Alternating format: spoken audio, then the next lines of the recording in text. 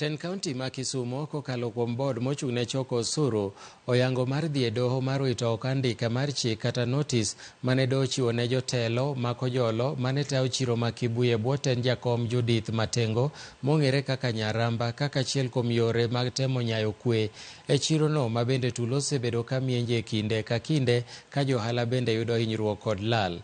Giyango ni gisekawo okang' mar medo kwan mar obila e alwora mar chiro ma Kibuyeno mar jiwo arita mondo mi johala obed kod lwasi makare mar uso maonge tulo ma sa ka sa masiko muoch kendo rocho yore mag ohala.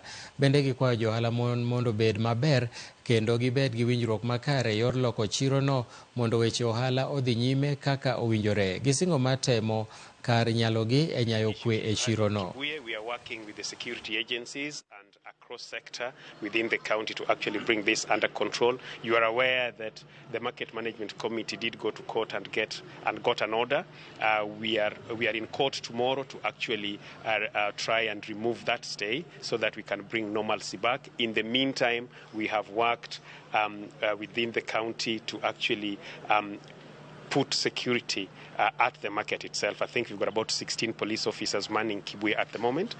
The traders are now actually back, and we are also working with stakeholders to actually bring that to normalcy. Of course, you are aware of the headwinds within the country. It's not just Kibuye alone, but even the riot which has been going on are actually impacting on our revenue. But we hope that things will actually normalize. Adwani mondo mi atigi thuolo ni mondo mi akwa johala manie Kibuye ni watimo hala kod kwe kendo wami ng'ato thuolo mare matimo mar timo hala.